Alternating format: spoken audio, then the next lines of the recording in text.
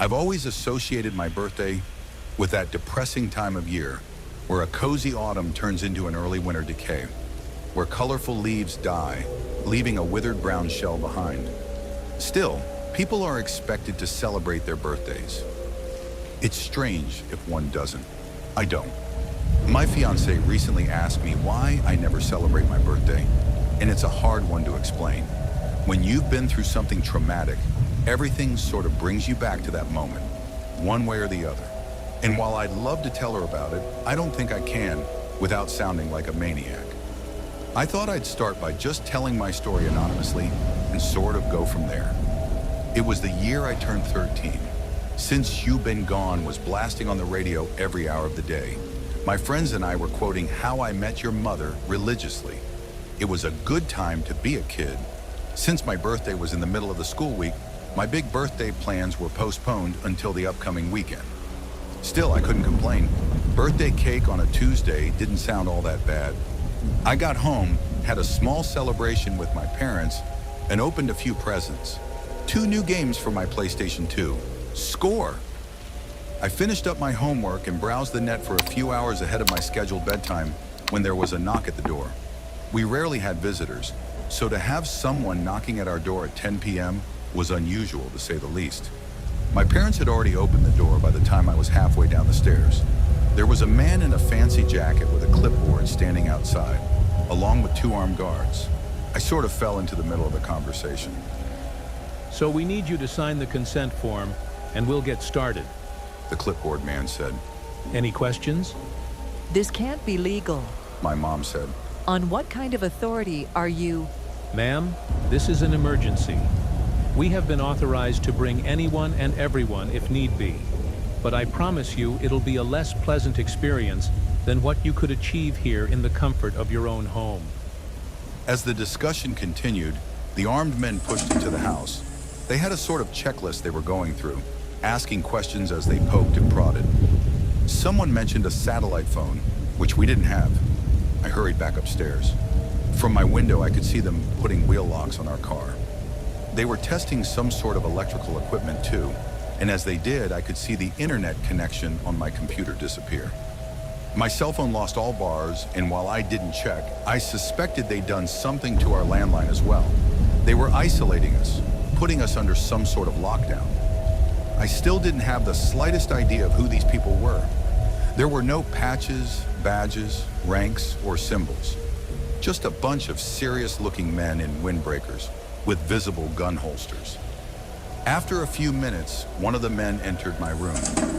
My parents were worried sick, but were told to wait outside.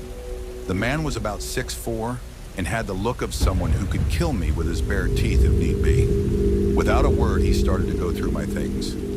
You got any walkie-talkies? He asked. Any radio science projects, something like that? Nope, I said, shaking my head. I got a PlayStation 2? That can go online, right? I never got the chance to answer before my mom added. We don't let him play online games. She said.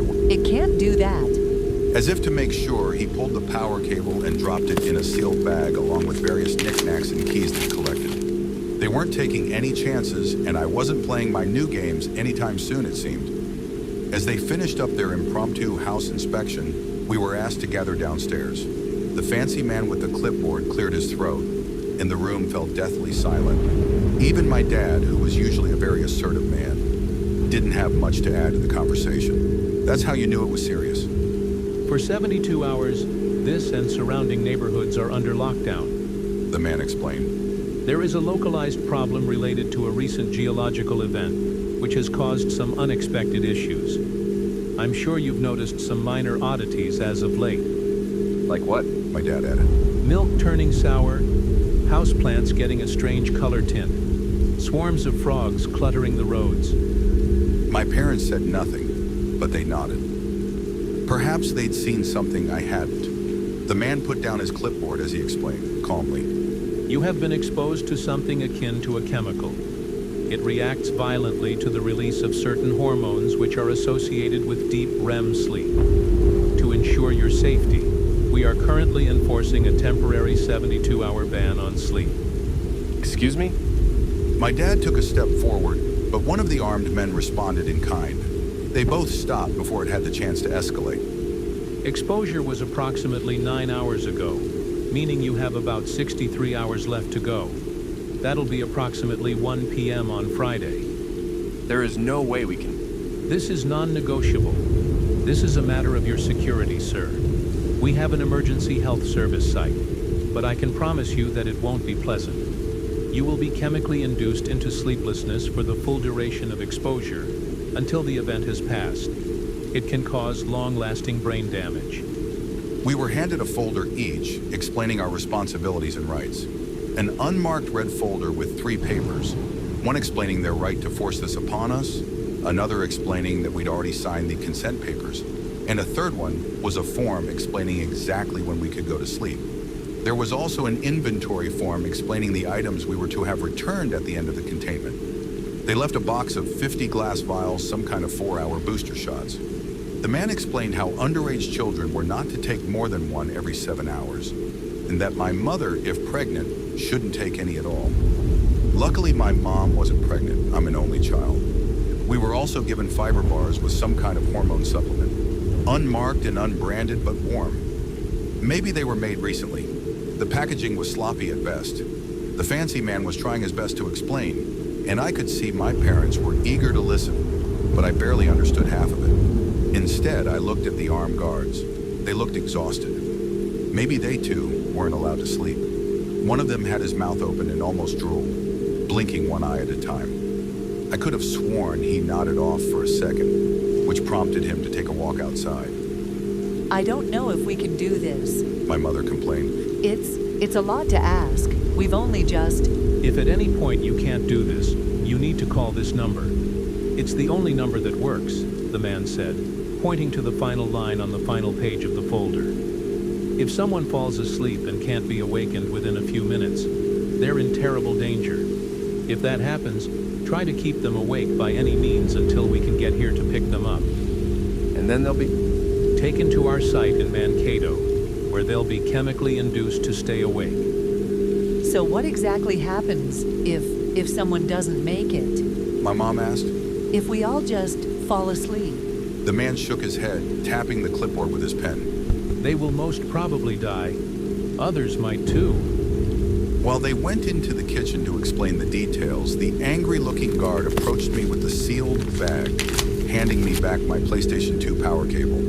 He gave me a pat on the shoulder.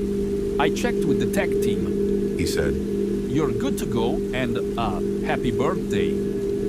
I'd almost forgotten that it was my birthday. I appreciated the gesture, but I just couldn't bring myself to smile. I had too many questions bubbling in the back of my head, and I was too afraid to speak. They probably talked for another 20 minutes or so before the men left, leaving my parents and I alone in the kitchen. My mother was smoking under the kitchen fan. I'd only seen her smoke 2 times, once when she lost her job, and another time when her father got sick. Smoking in the kitchen was a surefire way to tell something was wrong. Dad was sitting with his arms crossed, looking at the box of booster shots. This is not a joke. My dad finally said. This is very serious. We're all gonna need to help each other to get through this. Mom said nothing, but I could see her hands trembling. She'd been crying. She was shaking so much that the ash from her cigarette didn't reach the ashtray. It just plopped down on the stove. We can't be alone, Dad continued. We're gonna do our best to keep busy. You can play as many games as you want, but you can't fall asleep. They gave back my power cable. I said, does that mean it's okay for me to use the PlayStation? It's okay. Mom coughed. It's okay, honey. Play your games. For those first few hours, I didn't understand what the big deal was. No more school for the rest of the week, no bedtime, and unlimited screen time? That didn't sound too bad. I gamed late into the night. Sly 2 and Ratchet & Clank were on the menu, and I had a blast. I got some snacks along with one of those fiber bars. They tasted like twigs and raisins, but it made my brain calm. Not tired, but it made it easier to focus. It also made it harder to shut my eyes, making my eyelids itch. All lights in the house were kept on all throughout the night. Mom and Dad kept playing music on the downstairs stereo, and they desperately tried to keep me engaged. I was engaged enough just playing games, so I think it was more for their benefit rather than mine. At 5 a.m., Dad took his first booster shot. I could hear it all the way from upstairs. He was cussing pretty hard. Apparently, those things tasted like a mix of stale rice and death. Mom took her first boost about half an hour later, but she mixed it with orange juice. Apparently that helped.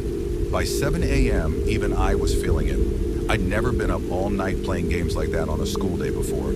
Sure, I'd pulled all-nighters with my friends, but it was usually something we prepared for. So by early morning, I could feel myself nodding off. My parents were checking in on me every now and then and decided to act. We were having family breakfast, pretending as if we'd already slept.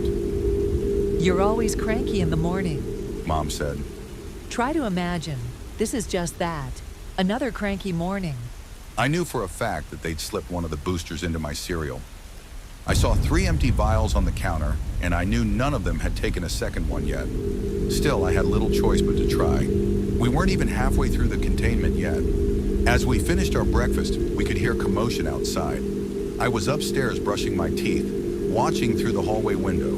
It was our neighbors. Larry Peterson, the 55-year-old man who worked the fishing supplies at the local mini-mall, crawled out his front door. He was throwing up something black and blue onto the pavement. I'd never seen this man do anything more physically straining than trying to start a lawnmower, and now he was crawling on all fours like his life depended on it. I could hear his wife calling out from inside. She was screaming at him, but I couldn't hear what. Larry got up and almost leapt into the back of his pickup truck in a show of athleticism I'd never seen from him before. It wasn't until his wife got out of the house that I could hear what she was saying. Larry. She cried, Larry, wake up. I saw Larry Peterson grab a wrench, get out of the truck, and grab his wife by the hair. Suddenly, a hand covered my eyes as my father dragged me away from the window. I could hear a scream turn into a gargle, followed by a hearty laugh, one I'd heard 1,000 times before. The same kind of laugh Larry Peterson would chuckle up whenever my dad tried to pull off a bad pun. My mind painted me a picture of what had happened, and it wasn't pretty. My dad spun me around and stared into my eyes. I could tell he wasn't himself. There were lines across his face that I hadn't seen before. Stay with me and Mom, He said. Don't look outside. People are getting sick. Are we getting sick, Dad? I asked, a yawn escaping me. He shook me a little, as if to make sure I was paying attention. We'll be fine, He said. It's just a matter of time, but I don't want you to see people getting hurt. Larry isn't feeling well. There was a knock on the front door. Dad took point as Mom hid in the bedroom. I remember standing on the top of the stairs looking over the railing to the floor below. There was a violent, angry pounding on the door. Larry Peterson's soft chuckle coming from the other side. He didn't say anything. He just pounded on the door with his wrench, laughing as he tried to get in. He went around the house rattling our windows. He didn't get far before we could hear a car roll up. There was a popping sound, but not like a gunshot. I think they tased him. By the time I could hear Larry Peterson get dragged off, my mom had come upstairs with a smile taped to her face, asking me to show her how far I'd gotten in my fancy new video games. She was clearly trying to keep me distracted, but I didn't mind. At that point, I wanted desperately to be distracted. I could imagine Larry Peterson on the other side of the front door, his white t-shirt stained with that strange black and blue goo he'd thrown up, wielding that wrench with a manic grip. The thing was as large as my arm and solid metal. I'd never considered it a weapon, but thinking about it made my blood run cold. Had he really killed Mrs. Peterson? Why? Mom and I spent the next few hours playing video games. We also made a plan. We went through our old DVDs and decided on a watching schedule. She'd originally planned to walk, but now we weren't to leave the house. She didn't want to say why, but I had the feeling that there was something outside the Petersons' house that she didn't want me to see. Bloodstains, maybe. I was too afraid to find out. My parents tried their best to keep the mood up, but I could tell it was getting to them. My dad was mostly just standing there, leaning against the door, staring straight ahead like in a trance. Mom tried to occupy herself by playing games and watching DVDs with me, but she was counting the minutes until she could get her next booster shot. I wasn't eager to take one. They made my stomach all queasy. We made it all the way until noon. Dad was having trouble staying up and kept washing his head with cold water.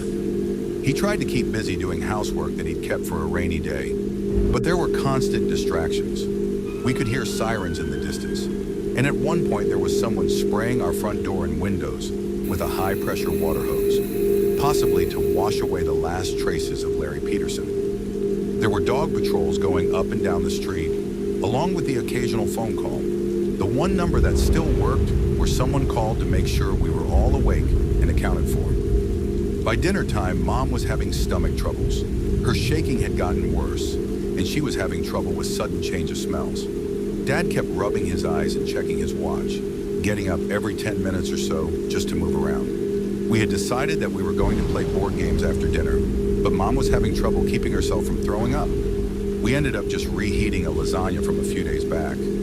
I didn't mind. Mom made amazing lasagna, but my appetite was quickly lost when I saw my mother barely keeping it together. She kept drooling and making this weird chugging sound. She was blinking slower and slower. Dad tried to get her to eat one of the fiber bars, but she just ran out of the kitchen, locking herself in the bathroom. It was touch and go for a while.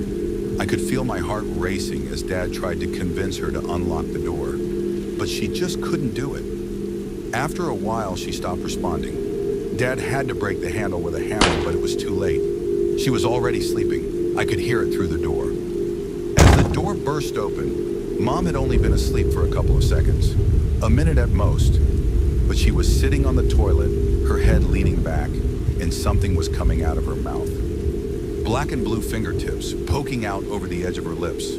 Her throat undulated. The moment Dad grabbed her, she tipped her head forward, coughing. Dad washed her face in the sink while yelling at me to wait in the other room. For a few minutes, I was just sitting there, ready to run or hide. It might have been too late, I figured. She could have already been affected, like Larry Peterson. I could hear them arguing in the other room, and as their voices went from angry to desperate to sad, I didn't know what to do.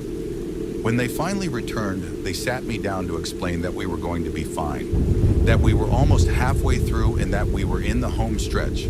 They were so kind, warm, and careful in the way they explained it, but my mind was 1,000 miles away. I had trouble focusing, and all I could think about was that strange noise I kept hearing in the background. Something outside. Dad was halfway through explaining how we weren't going to lock our bathroom doors anymore, when something in me screamed at me to react. It was just a slight click, but it was clear as day. Maybe it was those booster shots, but I kept hyper-focusing on little details rather than big picture stuff, like an actual conversation taking place in front of me.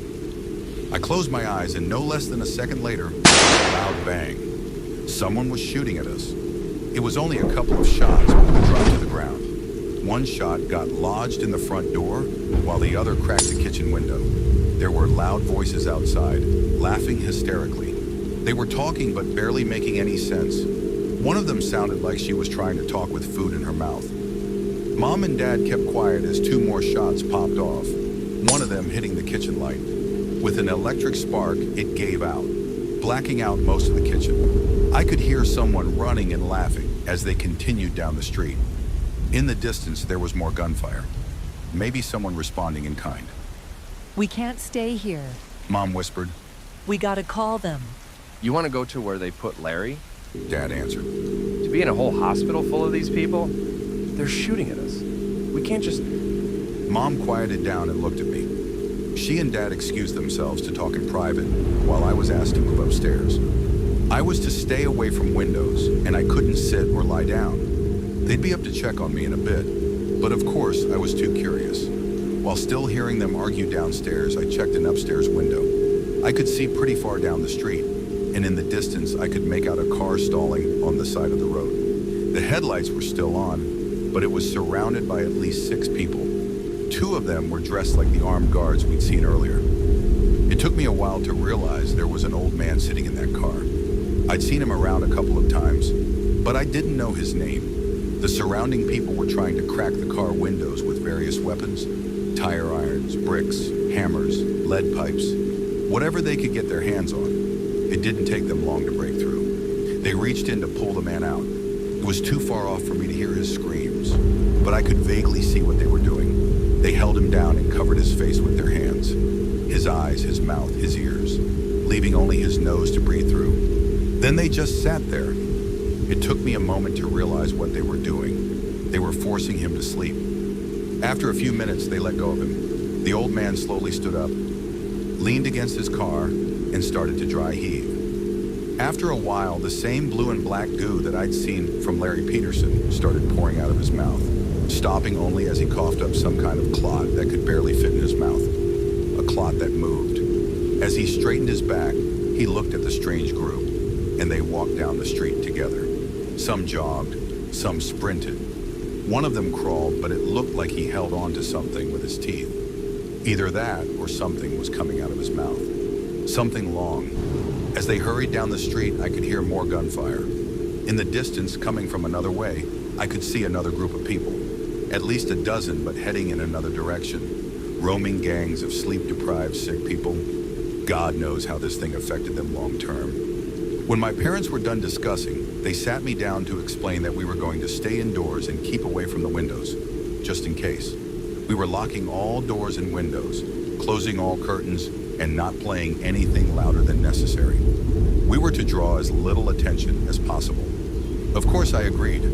What choice did I have? That night I could tell things were deteriorating. Dad almost took a double dose of booster shots as he forgot he'd taken the first one, but Mom stopped him. There were no phone calls coming in. They'd stopped checking in on us. Mom even tried calling, but the line had been disconnected. The gunfire outside was further away, but more frequent. We could hear cars honking, but no sirens. Then there were fires, at least two, somewhere downtown. We could see the smokestacks from afar. Mom wasn't doing well. She couldn't eat, and at times she could barely stay on her feet. She kept talking out loud even if no one was in the room with her, and she had to lean against things to stay upright. She couldn't keep the fiber bars down, and she walked around with her head bobbing back and forth. Dad tried his best to keep her active, but he was having trouble as well. No matter how many coal splashes he took to the face, he just couldn't stay attentive. I wasn't doing well either, but nowhere near as bad. I still had my appetite, and I took my booster shots, but I could feel the side effects. My hands kept shaking, and I had a nasty headache. There were these pinches down my neck like someone was shocking me with a wet battery. I'd imagine things moving just outside of my vision. I kept turning around to look at the windows as I started to hallucinate that they were screens. By morning, there was a new problem. Both the power and the water had been cut. There was a small lake a short walk from the house, and we had no choice but to try and get some water by hand. We had some drinking water stocked in the kitchen, but we needed some for the bathroom. Mom volunteered to go, but that was out of the question. She could barely stand or make a coherent sentence. There was no discussion. Dad had to do it. We watched him from one of the upstairs windows. The sun had just risen, bathing the withering landscape in long, sharp shadows in a sickly bright glow. Mom was just staring blankly ahead, as if trying to remember what was so important. Isn't it your birthday soon? She said out loud. That was Tuesday, I responded. Did you wish for you to get older? She asked. I wish for that. I want you to be able to get older. She looked at me and laughed maniacally. She blinked one eye at a time, her left eye lingering a little longer than her right. Her eyes were sunken and dark, and she kept going cross-eyed. I think she meant well, but that look she gave me was nothing short of terrifying. It was like she'd been reduced to her most basic self. My mom was still in there somewhere, but most of it was just gone. After about an hour, I spotted Dad coming back. Mom and I were both relieved, but it didn't last long. I noticed he wasn't carrying any water. Moments later, I could see he wasn't alone. There were about 24 more people coming with him. Mom didn't seem to react. She just looked out the window and nodded to herself. For a moment, she was almost falling asleep standing up, her mouth moving up and down on its own like a bass out of water. I could see something moving in her throat. I shook her, and in a moment of clarity, she looked out the window again. As I heard something pound against the door downstairs, Mom pushed me into the closet. She ran downstairs to get the remaining booster shots and dropped it all on me, along with her wristwatch and a couple of fiber bars. Someone will come get you. She said, just wait and stay awake. I'll try to think of something. I didn't have the time to protest before she slammed the closet shut. I could hear a key slide into the lock downstairs. Dad may have forgotten something about who he was, but he hadn't forgotten how to use the house keys. I just sat there in the dark, listening. I curled up into a ball, but I didn't want to get too comfortable. I could hear furniture being turned over, unfamiliar voices yelling obscenities or incoherent nonsense. A fight broke out, and I could hear someone throwing something. Another person ran up the stairs and into the bathroom, repeatedly kicking the bathtub. A woman screamed, then a man. There was a gunshot, followed by windows being broken. I could hear a muffled scream as if someone was held down, maybe like they did with the old man outside the night before. I must have sat there for hours. In the dark, it was hard to tell if my eyes were open or not. I couldn't tell if I was really hearing something outside or if I was just imagining it. I could hear voices and whispers, but they didn't seem to make sense. Sometimes I imagined them standing just outside my door, asking me for the cheat codes for the games I'd played.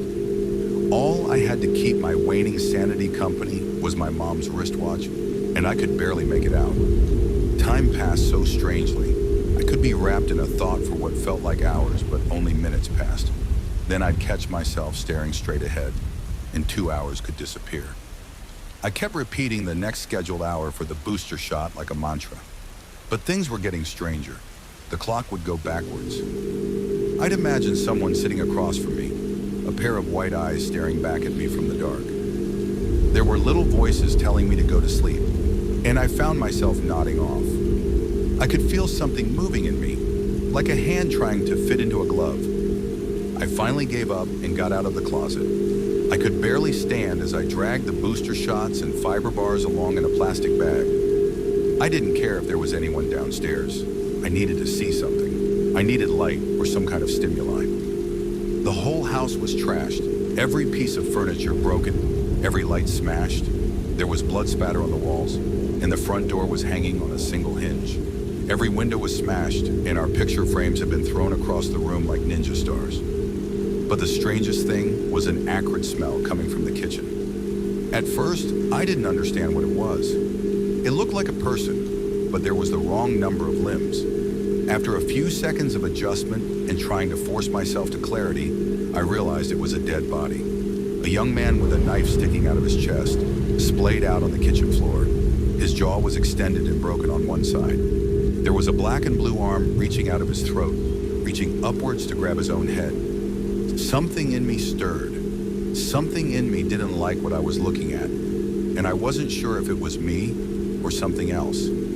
I tried to push it down with a fiber bar, which strangely worked. I made my way outside in a daze.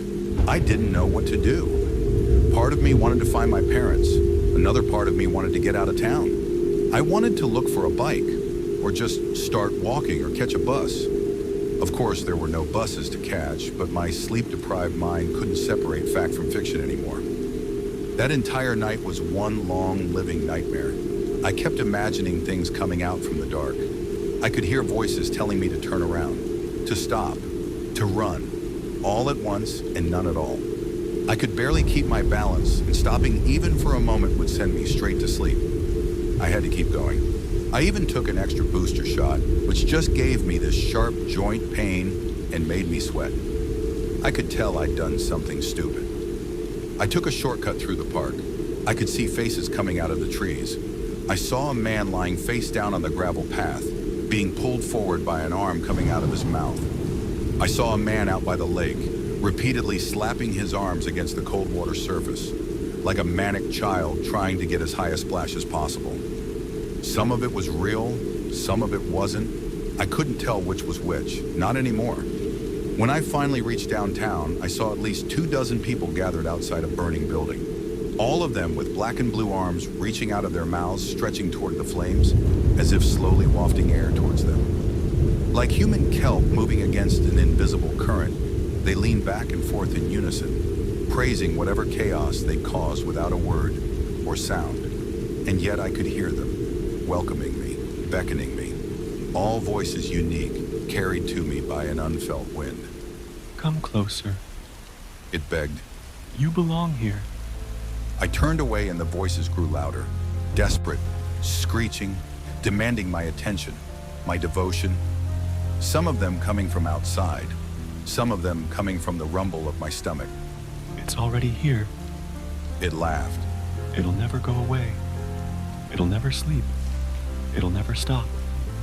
Hands reached for me, a face in every window, voices reaching from beneath the concrete, gunfire, broken windows, glass cracking under my rubber boots as I shuffled past burnout cars.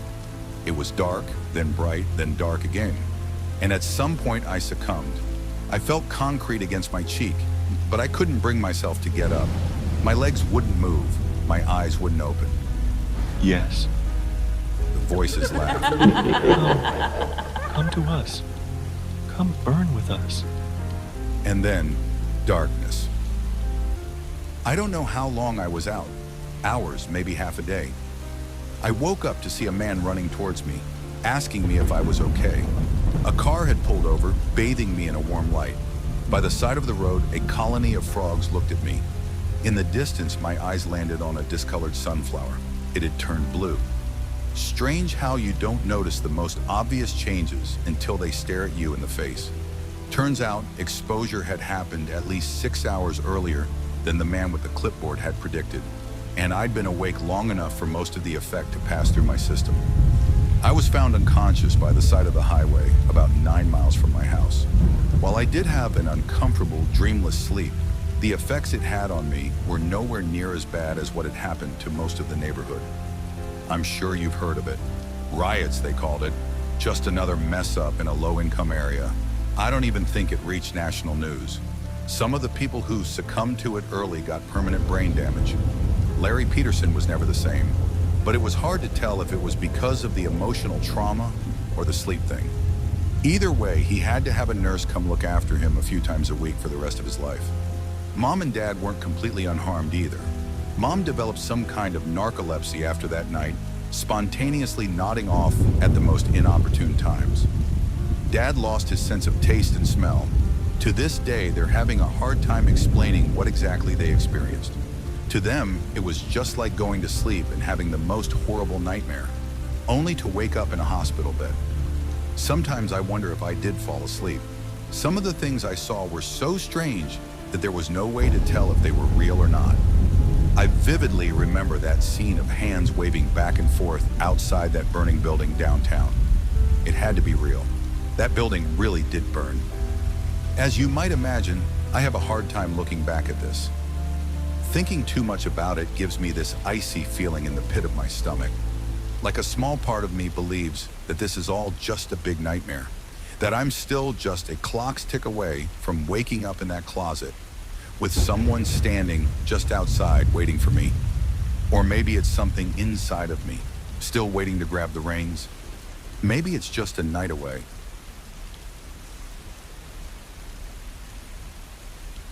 Hello and welcome to Daytime, your place for scary stories straight from the horror forums of Reddit. Make sure to like and subscribe for more horror tales of things that go bumping the night. On tonight's episode, a man who falls in love discovers that his girlfriend is hiding a deep secret. So, tonight, I'll be telling you how Millie made me sick. Have you ever been really, really in love with someone? Where your every waking thought is concentrated solely on them, and the time when you're not with them feels like an eternity, counting down the minutes. Maybe you've felt that way. Maybe you haven't. I've had my fair share of relationships where I've had my head messed with over and over. Some of them liked playing mind games, others were abusive, some were hysterical, some were great, calm and kind people that I was too broken to love. Then there's Millicent, or Millie. She was too good to be true. I've been part of the workforce for a few years now. I got my architecture degree at Cloud State, go Huskies, and moved out to Tomskog, Minnesota for an entry-level job. Small town, nice people, cheap apartments. When my little brother graduated from Minnesota State, they decided to have a party. He studied law, and we had a class full of future lawyers, looking to get some stress out after taking the bar exam. 4 open apartments on the same floor, everyone invited. It was the kind of frat-fueled party frenzy you see in the movies. I can't believe some of the people I met there were aiming for positions of power. I met a guy there who swore he was going to be on the Supreme Court. He did a keg stand 10 minutes later. Legend. That's where I first met Millie. If I'm a solid 6, she would have been an 11. It was hard not to gawk. She had short blonde hair, a Cannibal Corpse t-shirt, and the kind of jeans that you just throw on to get out of the house. She could have been wearing a plastic bag for all I cared. Her almond-shaped face was so unique. She was absolutely gorgeous, with a deceivingly large smile. No piercings, not even earrings, no makeup.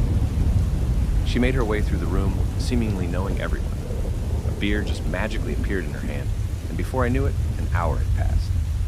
I found myself standing beside her in the hallway. Music was thumping all around us, but all I could hear was my own pulse. I've never experienced anything like it before. Actual love at first sight. "You don't look like a lawyer," she smiled. "You a +1? Here with my brother." "Is he the one slamming fisherman shots? Chatting up Kate in the kitchen?" Allegedly. He absolutely was. He was on his 7th shot. Millie was delightful. Seeing that big smile up close was enough to break all the ice in the room. I felt like I could tell her everything, and we ended up talking for hours. I was completely sold. By the end of the night, we were making out in the backseat of my car like teenagers. I'll be the first to admit that I got a bit obsessed with her. I texted her every day, but she always seemed so busy. She hadn't graduated yet. She was getting a master's degree in applied statistics. She didn't seem like the kind of person who would spend hours cooped up in a room with a bunch of numbers, but everything about Millie was a mystery to me. We started dating regularly. Most of the time, we were just going out to eat and watch a movie. Nothing big. The night would always end the same, though, with a heavy makeout session. Sometimes more. She loved just hanging out at my place, even though she thought my scented candles was a bit much. I like sandalwood, sue me, but something was wrong. I've never been very sickly, but I started developing multiple ulcers, and I was losing a lot of weight. I've always had a bit of a frail physique, so losing more weight was dangerous. I could barely make it out of bed some days, and I remember once just sitting with a plate of spaghetti in front of me and trying to force myself to eat. It was too painful. I used to love pasta, but at that moment, it looked like I'd opened a can of worms. Of course, when I told Millie about it, she would always come right over. She took care of me for days at a time. Helped me cook, clean, make the bed, pretty much everything. She used to bring over this delicious yogurt that made me feel like an actual human for a while. We'd cuddle up and watch Friends for hours on end. And of course, plenty of making out. That goes without saying. But things just got worse. It got to the point where I had to be hospitalized and put on intravenous drip, as my body seemed unable to keep food down. My parents drove up to see me. All I could think about was Millie and how worried she'd be. Oddly enough, she didn't come see me despite me texting her about it. The doctor talked about a serious vitamin B deficiency. I was given plenty of pills and a strict dietary regimen. I'd be back on my feet and ready to get back to work in a couple of days, he promised. He also told me I had to stop smoking or I'd develop a serious emphysema. When I told him I didn't smoke, he just shook his head in disbelief. I was given some prescription painkillers. The day I was let out of the hospital, I met Millie in the parking lot. She seemed surprised that my brother was there with me, and the two of them met for the first time. It was an awkward meeting on both sides. No more than a, "Hey." That was it. Later that night, I called him about it. Millie had gone home for the night, but she promised she'd be back after class the following day. My brother hadn't seen us together before, so I figured he was just surprised. "I'm happy for you," he said, "but she's bad news."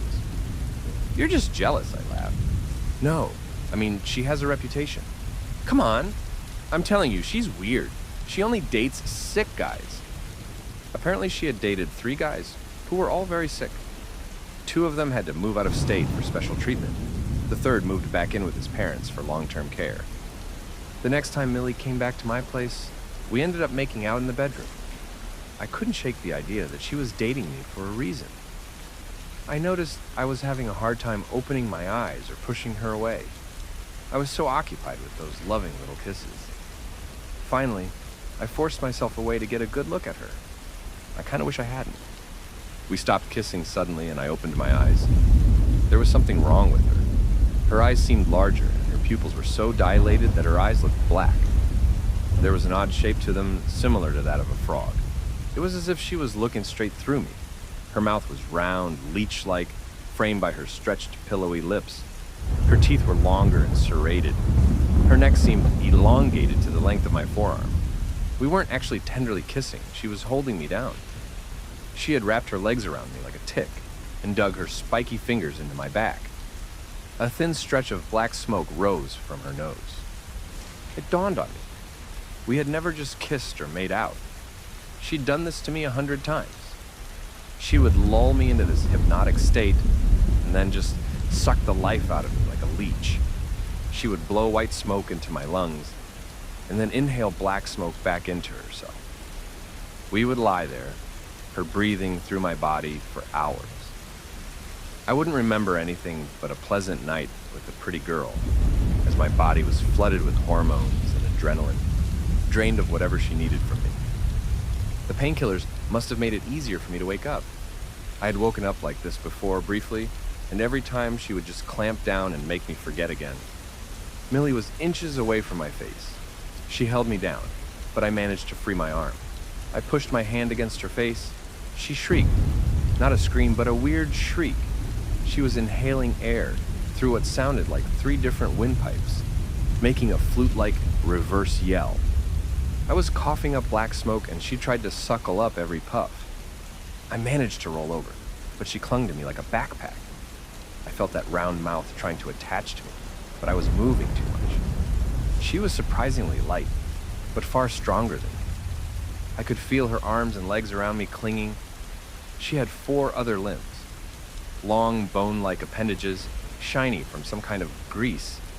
She lifted us off of the floor, her arms and legs holding me like a cocoon. The round mouth got a hold of my neck, and for a split second, we were back on the bed, making out. Tender kisses and sweet whispers. And dash. But we weren't. I was being flooded with hormones, my head dipping in and out of consciousness. As I coughed up the final puff of black smoke, I felt my mind clearing. With my free arm, I grabbed the candle lighter on my nightstand. Maybe she didn't actually care about the scented candles so much as the lighter. I twisted my arm in a weird angle and turned on the lighter. I set her signature Cannibal Corpse t-shirt on fire. She let go and fumbled away.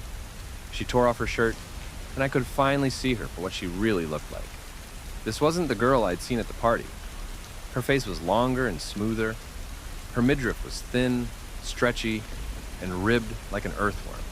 Her entire body vibrated with every shallow breath. 6 eyes in the middle of her torso, 2 columns of 3. They all blinked and moved independently. There were veins where they shouldn't be. Oddly shaped appendages, translucent skin. She was spasming, scrambling to look human. I had a few seconds before she regained her composure. I just kept lighting things on fire. The bed, the drapes, the carpet. With every lick of flame, she'd just shriek more. "I want you back!" her head cried. 3 windpipes, no longer trying to emulate the sound of a unified voice. "I'll be careful. You won't remember." My heart was pounding so hard I could barely hear her. The smoke alarm went off. Millie didn't even stand on her legs anymore. She folded her arms and legs into herself. Her head leaned back into her neck, fitting perfectly into an unnatural angle. A ball of Millie, held up by sticky bones coming out of her sides. The sounds were coming from her hollow neck. "I want to watch Friends," she cried, every vowel vibrating. "I want a snack. I want to cuddle." In a last-ditch effort to get to me, she forced herself through the fire. I locked myself in the bathroom. I'd rather die from smoke inhalation than from whatever she turned out to be. She kept pounding the door, a smatter of splats and thuds, but the door didn't budge. The fire alarm was going crazy, and soon the pounding stopped. She was gone. This was a few years ago, but I still can't kiss anyone with my eyes closed. I have nightmares about that black smoke filling up my body, then getting sucked out. It was like someone giving me mouth to mouth. Their air blowing out of my nose. that face breathing through me, like an extension of their lungs. Her flirty eyes, nothing more than a trick to get close to me.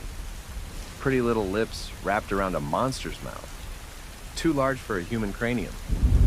I don't think I'll ever get over it. I can still feel my body aching to get back to her. My body loved Millie. Knowing what really happened and what she is the only defense I have from trying to find her again. It would be so easy to just let go, to let her have me. But I would be dead. But, of course, I have doubts. Maybe she really cared. Maybe she would be more careful if we tried again. See how easy it is? Never again. I'm telling you this as a warning. If someone seems too good to be true, it makes you feel better than you've ever felt, maybe there's a reason. Just open your eyes every now and then. Take a good look. Is this really... Hello and welcome to Daytime, your place for scary stories, straight from the horror forums of Reddit. Make sure to like and subscribe for more horror tales of things that go bumping the night. On tonight's episode, a man plays a game that he regrets he ever downloaded. So, by any means necessary, don't play Hatchet Man Cove.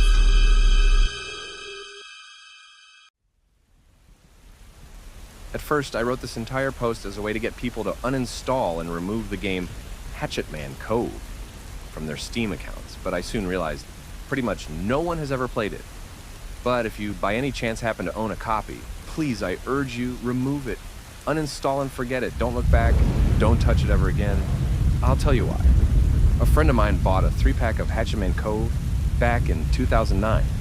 It was a multiplayer game where 3 people are paired up against a single strong player on the opposite team.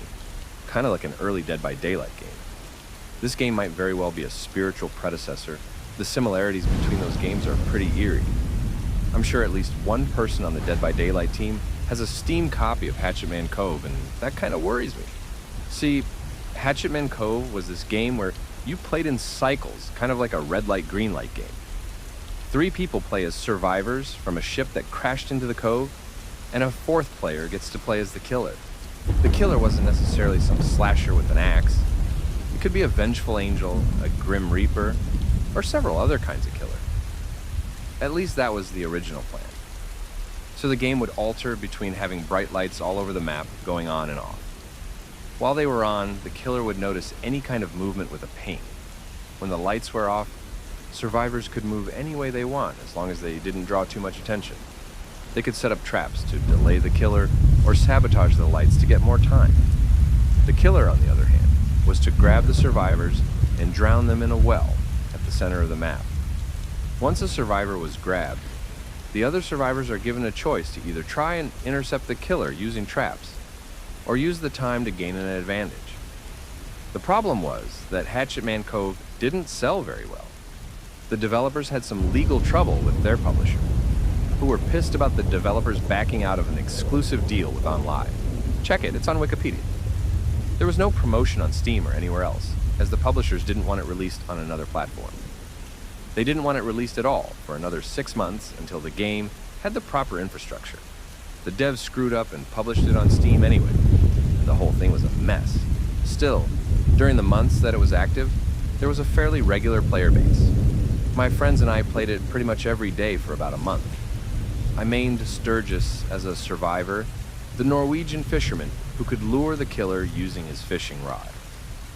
As a killer, there were only 2 options at the time: the Hatchetman and the Blameless. I preferred to play the Hatchetman. He was straightforward. You got a hatchet, could destroy shelters, and had a certain resistance to traps. The Blameless, she was just weird. They never managed to balance her right. The Blameless was an old woman. She was slow, but she floated around the map and avoided all ground-based traps. She always had this warm smile, and her passive ability was just the weirdest. If she was far away, she would look like a random ally on your team. Only when she got closer would she reveal that sinister, smiling face. Hatchet Man was just a murderer, but the Blameless was downright creepy. But the game didn't get any updates because of the legal battle. No updates, no new survivors, no killers, nothing. Instead, the game went silent. We stopped playing, and a few months later, the game was unceremoniously unlisted and removed from the Steam store, without as much as an apology. I uninstalled Hatchet Man Cove and didn't think about it for years. Just one of those games that rest in the back catalog. I forgot I even had it. But this is where things get weird. Last December, I was gifted the new Harvest Moon game as a Christmas present, and some primal part of my reptile brain clicked back in on Hatchet Man Cove. The friends I used to play with had moved on with their lives, but the game still had a Steam community page. I checked the store page, and it was empty. The game couldn't be found on Google either. The game was completely hidden. If you don't actually have it in your library, you won't find it without a direct link. That in itself is kind of weird. Most abandoned games can still be Googled. But Hatchet Man Cove still had a very, very active community. There were plenty of discussions on the forums, but they didn't make any sense. Their speech was almost garbled. I'm sure whatever they discussed made sense to them, but to an outsider, it seemed like nonsense. A few examples. Topic. How much GW to finish No Min? I want to finish No Min, I don't know yet.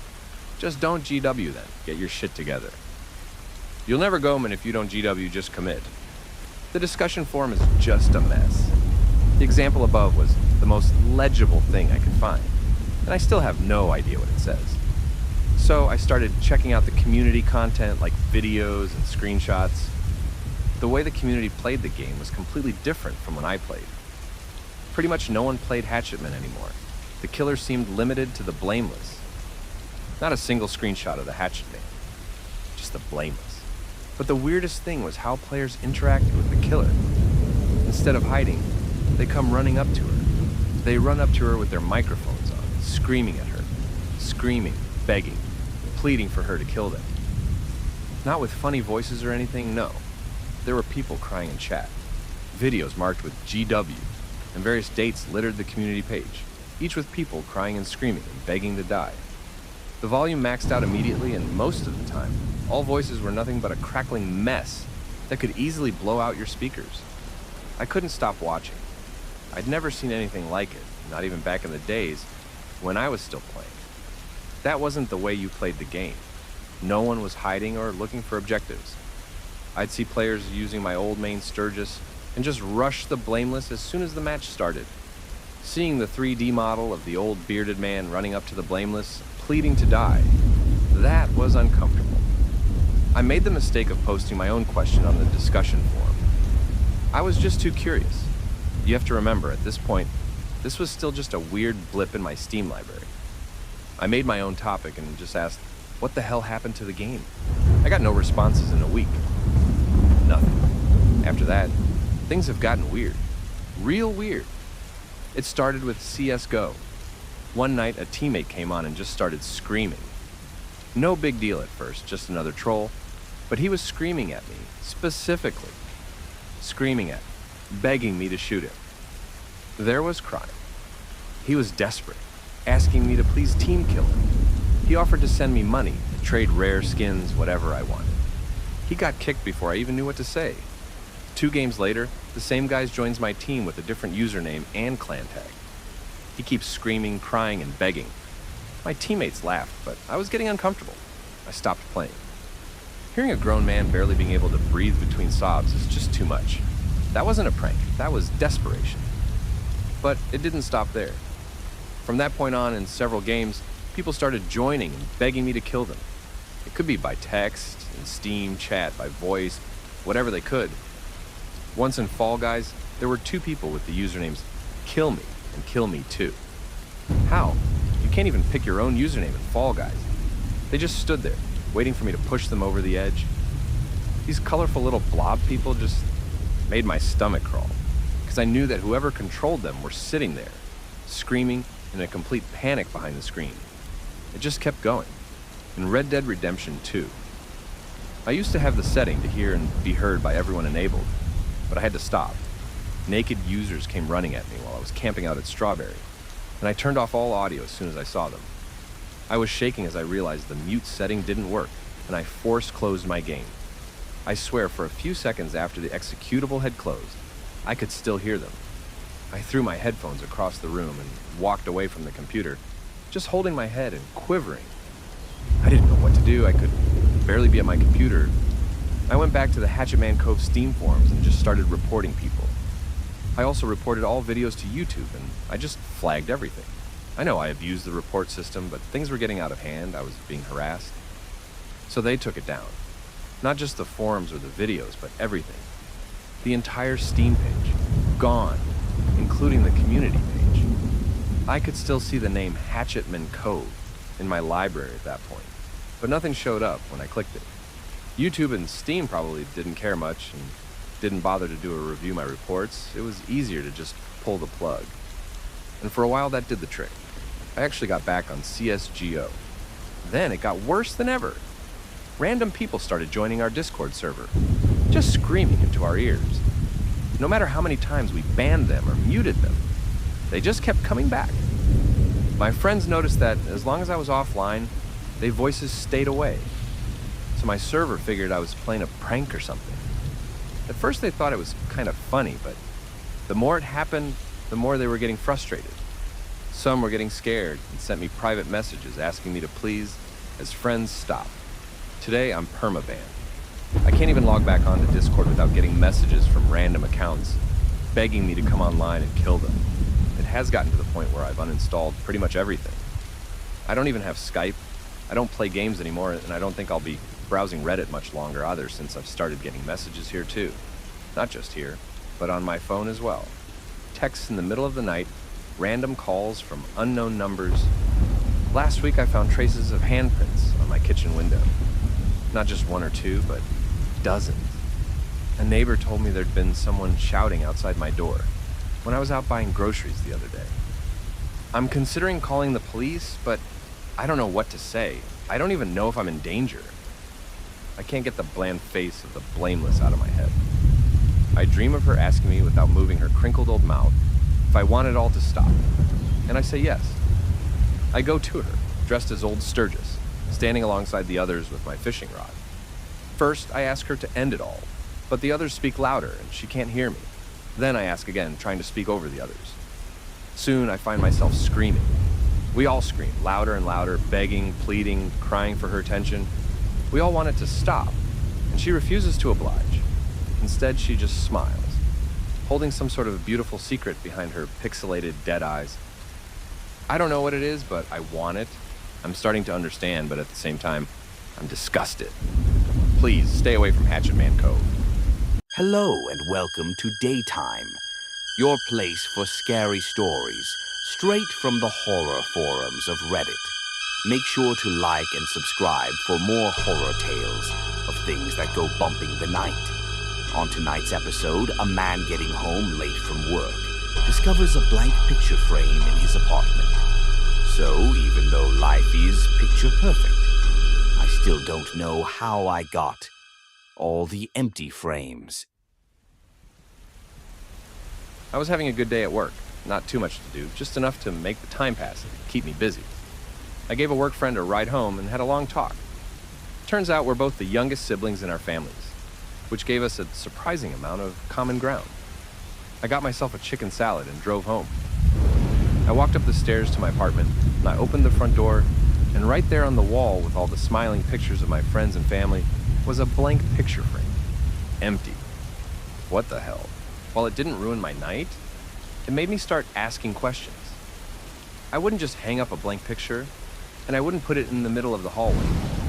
I have this large hallway mirror with pictures hung up on the side, and it is kind of a centerpiece. Still, I couldn't recall what would have been in that frame, and there was no photo that had slipped out. I wasn't planning on framing anything either, or if I did, I wouldn't hang the frame up before I'd put in the photo. I'd be lying if I said that it really bothered me. It was an oddity at most. For a second, I caught myself in the mirror looking anxious. Why was I letting this get to me? The weekend was just around the corner. I just gave myself a smile and took the frame down. The next day, I came home to another empty frame. Now, this was strange. It wasn't empty earlier that day, or I would have taken it down along with the other one. There would be no reason for me to only take down one frame. So what had happened between now and then that caused this frame to turn blank? And why couldn't I remember what was in that frame when I looked at it just the day before? This time, I caught myself looking bothered. The hallway mirror doesn't lie. It was time to figure this out, weekend be damned. I made two conclusions. The first was that if the frame had been emptied the day before, I would have taken it down. Hence, it must have turned empty between when I left from work and when I came home, about 9 hours in total. The second conclusion was that the photos that were framed were completely missing. They hadn't just dropped out. The backing board was intact, and the little metal points holding it back were tight. Either someone took the photo out, or it just ceased to exist. That wasn't a comfortable conclusion. My mirror image seemed to agree. I checked the locks, the balcony, the windows, all of it. I lived on the second floor, but with enough determination, a thief could get in anywhere. Sure, there would be no reason for a thief to get in and just steal a single picture, leaving the frame, but there were crazies all over. Don't get me started on the next town over, where an entire neighborhood wears creepy masks. Everything was intact. No one would get in or out without breaking something, and nothing had been broken. I went to check my keys to see if anyone had stolen the spare, but it was still there. What surprised me, though, was the key to a bike lock. I didn't have a bike, did I? There was a bike rack out front, and I started trying the key. I got a lot of sneers from the neighbors, but I tried not to let it bother me. Finally, I found the bike the key belonged to. A sporty bike, a woman's model. The seating was much lower than I'd use, and seeing as how I am a man, I probably would have gotten another kind of model. Probably. Loved the colors, though. It gave me an uncomfortable thought. Maybe I wasn't just forgetting the pictures. Maybe I was forgetting whatever or whoever was inside them as well. Maybe I was forgetting people. As a precaution, I hurried back up to my apartment. I wrote down a description for each remaining picture. I also recorded them with my phone. I committed them each to memory to the best of my ability. The next day, as I was brushing my teeth, I noticed another empty picture frame. I nearly swallowed my toothpaste. My mouth felt dry. I couldn't remember what had been framed. I could feel myself cold sweating as my heart started to race. This was impossible. I'd been here the entire time. I picked up my phone to check the video I'd recorded, but I was told the file had been corrupted and couldn't be played. I caught a glimpse of my dilated pupils in the hallway mirror as I hurried into the kitchen. The note with all my descriptions had been torn to pieces. With shaking hands, I gathered every piece and tried to puzzle them back together. They were no bigger than the nail on my pinky finger. I must have been at it for hours. I'd gotten about halfway when I realized there were several missing pieces. They were probably the description for the photo in the now empty frame, I concluded. I was not just forgetting things. They were actively being removed. It was a disturbing thought. How do you make someone forget something or someone? That last thought resonated with me. Someone. I didn't feel like I was missing anyone, but then again, how would I know? If I'd forgotten about someone important in my life and all traces of them were gone, how would I know? This gave me an idea. In some places, a lack of things can be just as telling as having something. I went through my entire apartment, step by step, and noticed a few inconsistencies. There was an empty drawer in my bedroom. I wouldn't just let one drawer overflow and another remain empty. I would have spread things out. Someone had probably been using this drawer until recently. There were several empty folders on my computer. I may not be the brightest PC user, but I don't create empty folders for no reason, especially not in the image and movie default folders. There were entire shelves that were suspiciously empty in both my fridge and freezer. Again, why wouldn't I just spread things out? It felt like I was watching a mind-twisting game of Jenga, only the pieces that were picked out were parts of my life. As I took a shower to clear my head, I noticed two more things. One, there was a pale patch of skin on my right shoulder, with strange contours. There had probably been a tattoo there. Two, there was a mark on my left ring finger. So, until just recently, I'd worn an engagement ring. I sent a few messages to friends and family and checked my social media. There was no indications of any kind that I had been engaged. I got a few responses from confused friends. They had no idea what I was talking about, and they started asking if I was okay. I wasn't the problem here.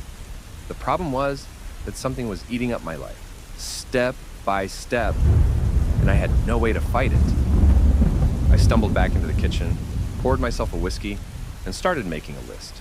A A list of things someone like me would think was important enough to put in a picture on my wall. Parents, uncles, cousins, siblings, grandparents, pets, all of it.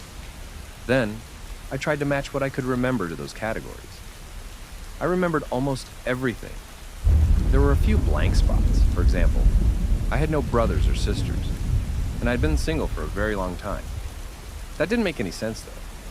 Just a few days prior, I'd been talking to a work colleague about being the youngest sibling.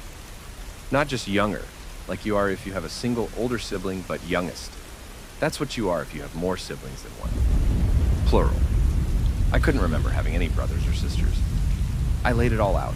I had most probably completely forgotten about 2 siblings and a fiancé.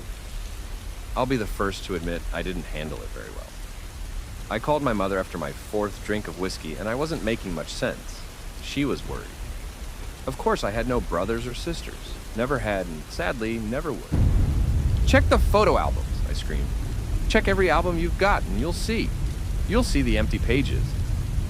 I sat down flat in the hallway with my 5th drink, having thrown my cell phone across the room. I stared at myself in the hallway mirror. I almost looked happy, despite feeling awful. That's what a good drink can do to you. It is like putting on a mask. I frowned as deep as I could, but it just looked like I was making a funny face. To be fair, the hallway mirror wasn't that great. It was slightly stretched, making you look a little thinner and taller than you really are. Kind of like a funhouse mirror, only to a lesser effect. I tried again to commit every photo to memory. My parents, my uncle, my grandparents, my cousin, standing in a field of those weird blue sunflowers. I counted them all, then counted them again. And on my 6th drink, I fell asleep on the floor, curled up in a fetal position. I was drifting in and out of sleep. Despite everything, I was happy no more pictures had disappeared. One by one, they'd gone away like petals picked from a flower. Then it stopped. There'd been no more. Maybe it was over and whatever was removing them had gotten what it came for. Of course, there was another option. Maybe it was just waiting for me to fall asleep. That thought jolted me awake. I'd probably gotten a solid 3 hours of sleep, and it was the middle of the night. There was rustling in the kitchen. Not loud, but loud enough for me to hear it. It sounded like someone going through my cutlery. There was nothing special in there for someone to steal. Well, except for an old butter knife my cousin gave to me back when she was into whittling that one summer. The thought froze me. I checked the picture frames. All the photos were still there. There might still be time. I had a handgun in a secure locker in my bedroom, on a small shelf above my winter jackets. The key was right there in the hallway, on a separate keychain. I got the key, listening for movement in the kitchen. I could hear the rustling stop, and the kitchen drawer being set back in place. If whoever was in there decided to check the bedroom, I'd be screwed. I held my breath and listened. I heard footsteps move into the bathroom. Of course, there was a cologne I'd gotten as a birthday gift last year. That was also from my cousin. But I could still remember her, so it wasn't too late. I opened the locker, loaded a clip, and turned the safety off. I stepped into the hallway, held the gun up high, and looked into the bathroom. I could hear someone looking for something just around the corner, next to the bathtub. But all I could see was the edge of a pair of jeans and a black t-shirt, and I had to act. "Stop!" I yelled. "Step out! Slowly!" The rustling stopped. "Hello!" The voice was dark and muddled as if spoken underwater. It was distant, but near, and it echoed. It made the air tremble so hard that it made my stomach shiver. I almost threw up. "Step out with your hands." He did. I did. It was me. The hallway mirror was empty. There were a few differences. The person I was looking at was slightly taller and thinner. Stretched, like the image in the mirror, it was still mirroring my expression, but not the movements of my body. I looked terrified. "Hello," he repeated, sending another ripple through my guts. "Hands on your head," I said. "Stay back. I'm calling the police." "Hello." He didn't comply. I double-checked the safety, and it was off. A pinch of the trigger would be all it took. Instead of listening to me, the person stepped forward. I pulled the trigger. I shouldn't have done that. The bullet made a hole in his left shoulder. It went clean through. A few drops of blood escaped him, but evaporated against the floor in puffs of black smoke. The person had been keeping up an act, and now it felt threatened. In an instant, it turned into something else. The face twisted and turned. The jaw unhinged, and the tongue stuck straight up in the air like the rattle of a snake. Limbs grew longer and turned soft. A third arm grew from the stomach, tearing away the black t-shirt.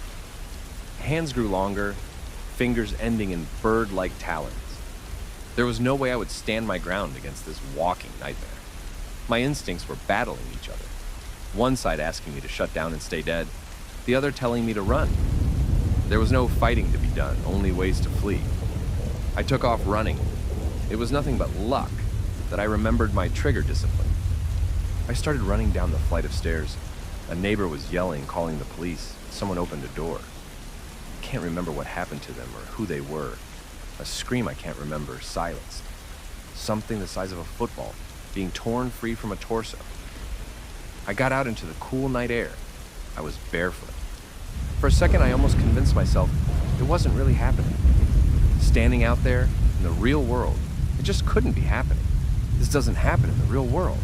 Then my nightmare came bursting through the door. It had grown. It extended its stomach to a bubble, like the abdomen of a spider.